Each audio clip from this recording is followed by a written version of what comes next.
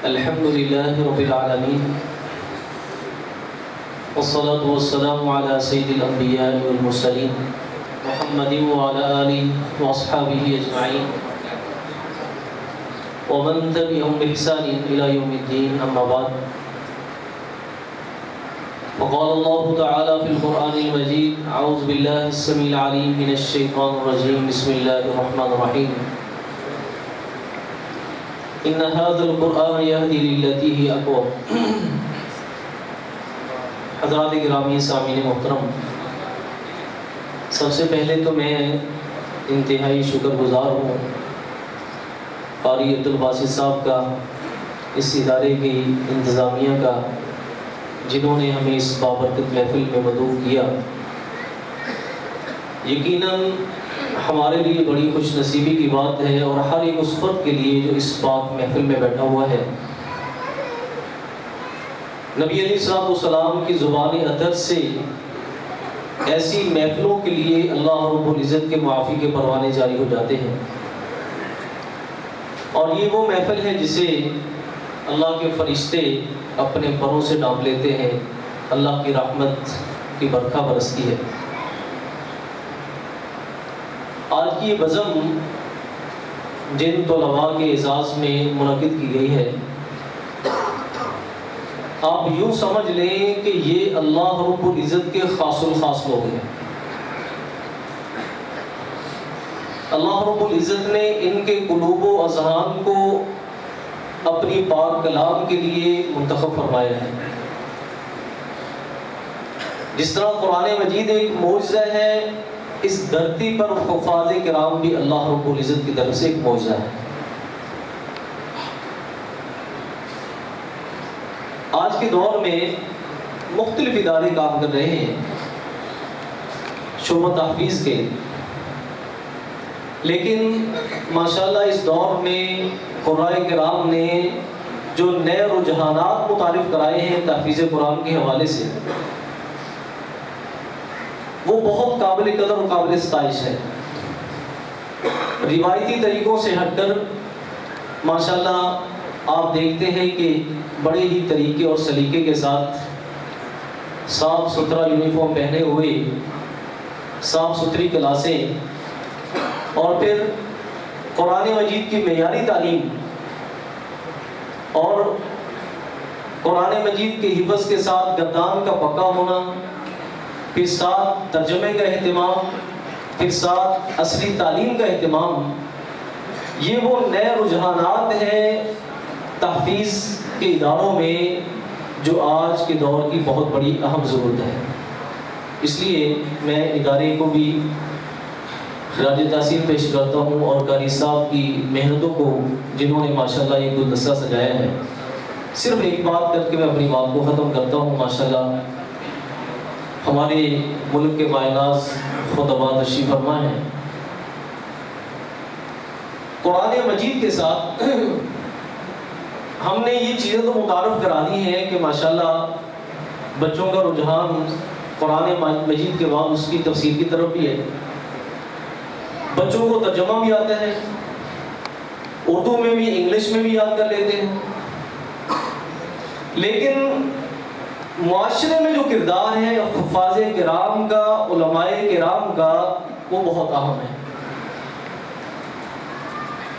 یہ اللہ رب العزت کے انتہائی منتخب لوگ ہیں. اگر معاشرے کے اندر حفاظ کرام کا جو کردار ہے، گھر کے اندر جو کردار ہے، سوسائٹی کے اندر جو کردار ہے، اگر یہ اس طرح ہو جائے جس طرح صحابہ کرام رضوان اللہ علیہم اجمعین کا تھا، تو اللہ رب العزت ان طلباء کی زندگی کو چار چاند لگا دیں. میں آپ کے سامنے ایک حدیث بیان کرنے لگا ہوں. ایک صحابی ہے حارثہ بن نعمان رضی اللہ تعالیٰ. نبی علیہ السلام نے فرمایا کہ میں نے جنت کے اندر ایک قاری کی آواز کو سنا کہ وہ قرآن مجید کی تلاوت کر رہا ہے. میری بات پہ ذرا غور کیجیے گا، خاص طور پہ میرے یہ ننھے منھے بھائی اور بیٹے اس بات پہ غور و فکر کریں کہ اصل ہمیں کس چیز کی ضرورت ہے. قرآن مجید کو حفظ کرنے کے بعد، اس کا ترجمہ کرنے کے بعد معاشرہ ہمارے کردار کو دیکھتا ہے کہ ہمارا کردار کیا ہونا چاہیے. تو نبی علیہ السلام نے جنت میں ایک قاری کی آواز سنی کہ جو دنیا میں قرآن مجید کی تلاوت کر رہا تھا، لیکن اس کی تلاوت کی آواز جنت میں جا رہی تھی. نبی علیہ السلام نے پوچھا یہ کون ہے؟ عرض کی گئی یا رسول اللہ صلی اللہ علیہ وسلم یہ آپ کے صحابی حارثہ بن نعمان ہیں رضی اللہ تعالیٰ. وجہ کیا تھی؟ حافظ بھی تھے، قاری بھی تھے، عالم بھی تھے.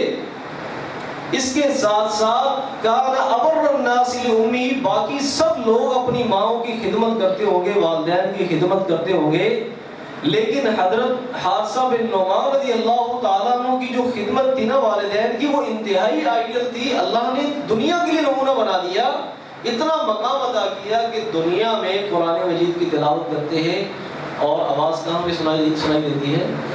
جنت میں. حضرات گرامی، یہ مشن اگر بچوں کو دے دیا جائے اور ہماری زندگی جو ہے، جو ہمارے سوشل تعلقات ہیں، وہ بھی آئیڈیل بن جائے. اس طرح نبی علیہ السلام نے فرمایا المومن الذی یخالط الناس ویصبر علی اذاہم، وہ مومن جو لوگوں سے مل جل کے رہتا ہے اور ان کی تکلیفوں پہ صبر کرتا ہے، خیرون، یہ کہیں درجے بہتر ہے اس مومن سے الذی لا یخالط الناس، جو لوگوں سے ملتا جلتا ہے، بس اپنے خاص ماحول، اپنے جیسے لوگوں کے ساتھ تعلقات وابستہ ہے. معاشرے میں انتہائی محدود کردار. اور آج اگر میں یہ کہوں کہ ہماری مساجد کی جو بربادی کی صورتحال ہے، اس کے پیچھے ہمارا جو سوشل جو ہمارا نیٹ ورک ہے، اس میں ہمارا جو کردار ہونا چاہیے وہ کردار نہیں ہے. نبی علیہ السلام گنہگاروں سے بڑی محبت کرتے تھے، جو لوگوں کی نگاہوں میں گنہگار ہوتے تھے. ایک صحابی تھے، ایک روایت میں آتا ہے ان کا نام نعمان تھا اور دوسرے میں نعیمان. شراب پینے کی بدعش میں نبی علیہ السلام کی خدمت میں سزا ملتی ہے، ایک بار، دو بار، کئی بار. ایک صحابی کی زبان سے نکل گیا کہ اللہ رب العزت کی لعنت ہو، یہ کیسے بار بار شراب پیتے اور بار بار مار کھاتے. تو نبی علیہ السلام نے فرمایا کہ لا تعین الشیطان علی اخیہ، اپنے بھائی کو چھوڑ کر شیطان کے بھائی نہ بنو، اپنے بھائی کی مخالفت نہ کرو. تمہیں نہیں پتا انہ کان یحب اللہ ورسولہ، یہ اللہ اس کے رسول سے محبت کرنے والا.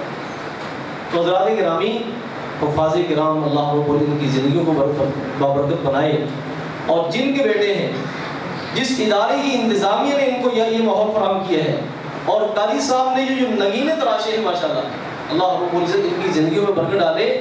یہ اتنا قیمتی سرمایہ ہے، اتنا قیمتی سرمایہ ہے کہ آپ اس کا اندازہ نہیں لگا سکتے. آپ یہاں پہ ایک حافظ جناب حافظ صاحب کو آپ کھڑا کریں، اس نے ایک قرآن مجید ختم نہیں کیا، اس نے سینکڑوں قرآن مجید ختم کیے. کیوں؟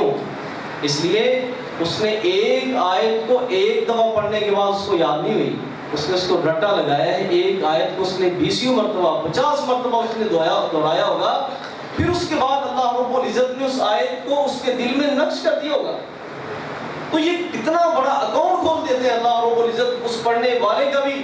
من قرأ حرفا بکتاب اللہ فلہ به حسنہ والحسنۃ بعشر امثالها فلا اقول الف لام میم حرف بل الف حرف ولام حرف ومیم حرف.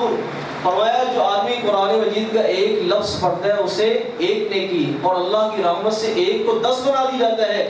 اور فرمایا میں نہیں کہتا الف ایک حرف ہے، لام ایک حرف ہے، میم ایک حرف ہے، نہیں، الف لام میم یہ 3 حروف ہیں، بلکہ اس کے پڑھنے پر انسان کو 10 نیکیاں نہیں بلکہ 30 نیکی ملتی.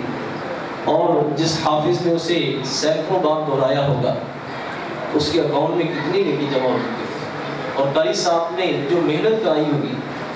حضرات کی ایک آخری بات وہ یہ ہے، یہ غرابت کا دور ہے، غربت کا دور ہے. غربت کے دور سے مراد مالی غربت نہیں، اسلام کی غرابت کا دور ہے. نبی علیہ السلام نے فرمایا الاسلام بدا غریبا وسیعود غریبا وسیعود کما بدا. اسلام کی جب ابتدا ہوئی تھی اس وقت اسلام ایک اجنبی سا دین تھا، اور آخری زمانے میں کیا ہو جائے گا؟ یہ اجنبی ہو جائے گا۔ حضرات گرامی، آپ مدارس میں دیکھیں کون سے بچوں کو تحفیظ کے لیے یا علوم اسلامی کے لیے بھیجا جاتا ہے جو سکول میں نہیں چلتے، یا پھر یہ کہا جاتا ہے کہ جو کمزور لوگ ہیں ان کے بچے حفظ کرتے ہیں، ان کے بچے مدارس میں پڑھتے ہیں۔ ہماری ترجیحات، ہماری سوچ بدل چکی ہے۔ حالانکہ نبی علیہ السلام نے فرمایا کہ اصل جو علم ہے، جو اصل علم ہے وہ کیا ہے؟ وہ اللہ کا کلام ہے، اور نبی علیہ السلام کو فرمایا کل علوم مشغلۃ۔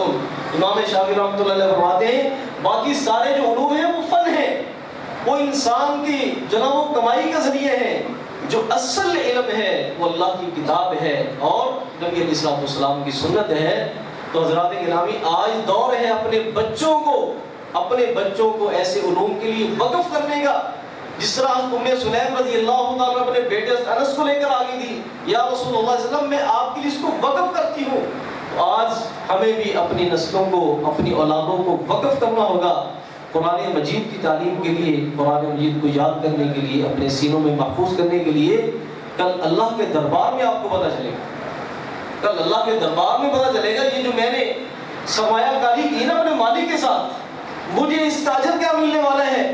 اور پھر آج دیکھیں، اللہ اکبر، آج دیکھیں اگر کسی کی تاج پوشی ہوتی ہے اور کسی کو عہدہ ملتا ہے تو اس کو حلف لیا جاتا ہے، اس کو پروٹوکول دیا جاتا ہے۔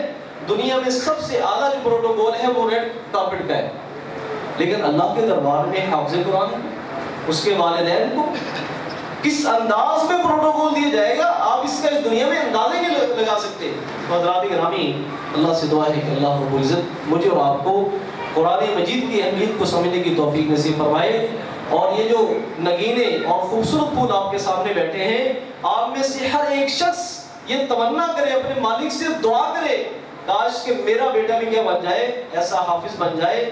خلوص دل سے دعا کریں گے تو گھر گھر کے اندر اللہ کے قرآن کا حافظ ہوگا، قاری ہوگا، عالم دین ہوگا۔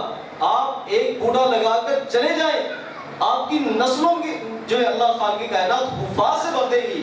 تو حضرات گرامی، آپ قدم اٹھائیں، دین کی طرف راغب ہوں، اپنی نسلوں کو راغب کریں۔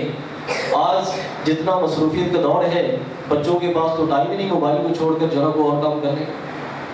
اگر ہم آج دین کی طرف ہم نے اپنی رغبت اور شوق نہ کیا تو آپ یہ بات ذہن سے نکال دیں کہ کل کو ہمارے لیے دعا کرے گا، کل کو ہمارے لیے کوئی دعا کرے گا۔ آج کی نسل کو تو موبائل سے فرصت ہی نہیں ہے۔ اگر ہم نے ان کے اندر دین کا شوق پیدا نہ کیا تو کل کو ہم یہ توقع نہیں رکھ سکتے کہ ہماری آخرت سنورے گی۔ تو اللہ سے دعا ہے کہ اللہ رب العزت مجھے اور آپ کو جو میں نے آپ سے باتیں کی ہیں سادہ سی، اللہ خالق کی کائنات آپ کو اور مجھ کو اس پہ عمل پیرا ہونے کی توفیق نصیب فرمائے۔ سبحانک اللہم و بحمدک، اشہد ان لا الہ الا انت، استغفرک۔ السلام علیکم و رحمۃ اللہ وبرکاتہ۔